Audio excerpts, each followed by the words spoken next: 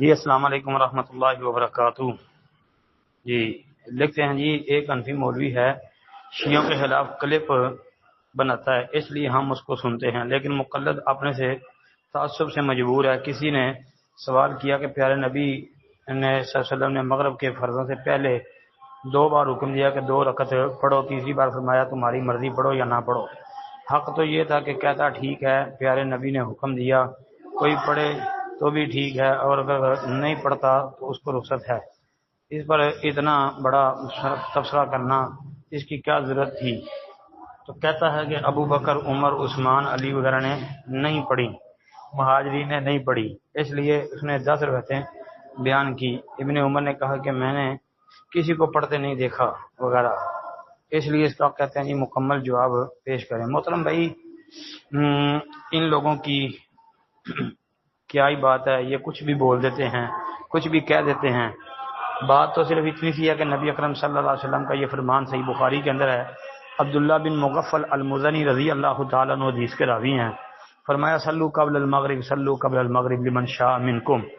مطلب یہ ہے کہ پہلے آپ علیہ الصلوۃ والسلام نے حکم دیا کہ مغرب سے پہلے 2 رکعت پڑھو، مغرب سے پہلے 2 رکعت پڑھو، اور لمن شاء منکم کا تقاضا یہ ہے کہ یہ فرض نہیں ہے، یعنی فرضیت اور حکم جو ہے یہ وجوب والا وہ ختم ہے، جو پہلے کہا تھا نا صلو قبل المغرب، اب یہ حکم نہیں رہا، استحباب ہے، مستحب عمل ہے، پڑھ لیں گے تو اجر و ثواب ہوگا، یہ مقصد ہے اس کا۔ اچھا، باقی رہ گئی بات کہ جو یہ کہتا ہے کہ ابو بکر، عمر، عثمان، علی رضی اللہ عنہ وغیرہ نے نہیں پڑھی، اس کے پاس کیا دلیل ہے؟ اس کو کون سی دلیل دے نا، نہیں پڑھی، نہ پڑھنے کی دلیل پیش کرے۔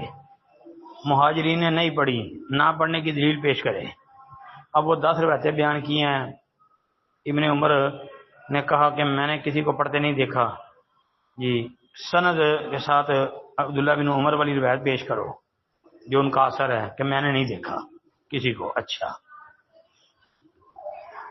باقی یہ ہے نبی کریم صلی اللہ علیہ وسلم نے جب کہہ دیا ہے کہ مغرب سے پہلے 2 رکعتیں پڑھو، تو پھر کسی صحابی نے پڑھی ہوں یا نہ پڑھی ہو یا کسی کو نہ پڑھتے دیکھا ہو تو اس بات کی طرف التفات کرنے کی ضرورت نہیں ہے، نبی علیہ الصلوۃ والسلام کی بات ہی جو ہے وہ ہمارے لیے کافی ہے، الحمدللہ۔ باقی یہاں پر یہ بات یاد رکھیں کہ مغرب سے پہلے والی 2 رکعتیں یہ نبی کریم صلی اللہ علیہ وسلم کی سنت سے ثابت ہیں، جس طرح کہ یہ عبداللہ بن مغفل المزنی والی حدیث میں نے پیش کی ہے صحیح بخاری کی۔ تو یہ یاد کہ سنت کی 3 قسمیں معروف ہیں، سنت تقریری، سنت قولی، سنت فعلی۔ تو یہ تینوں سنت کے طریقوں سے ثابت ہے 2 رکعتیں۔ سنت قولی وہ تو عبداللہ بن مغفل والی روایت میں نے پیش کر دی، یہ سنت قولی ہے، اور سنت فعلی جی یہ بھی آپ ذرا اس حدیث کی تخریج اور تحقیق کریں، جہاں جہاں یہ روایت آتی ہے جب آپ اس کی چھان بین کریں گے تو آپ کو اس کے حوالے بھی مل جائیں گے کہ یہ سنت فعلی بھی ہے۔ اور سنت تقریری وہ یہ ہے کہ نبی علیہ الصلوۃ والسلام کے صحابہ کثرت کے ساتھ یہ پڑھتے تھے۔ جی بعض روایتوں میں تو آتا ہے صحابی کہتے ہیں کہ صحابہ اتنی کثرت کے ساتھ مغرب سے پہلے وہی 2 رکعتیں پڑھتے، ستونوں کے پیچھے کھڑے ہو کے، یعنی ستونوں کو سترا بنا کے پڑھتے۔ ہم سمجھتے تھے کہ شاید مغرب کی جماعت ہو چکی ہے، یہ جماعت کے بعد جو لوگ سنتیں پڑھ رہے ہیں، یعنی اتنی کثرت سے پہلے وہی 2 رکعتیں پڑھتے تھے۔ السلام علیکم ورحمۃ اللہ۔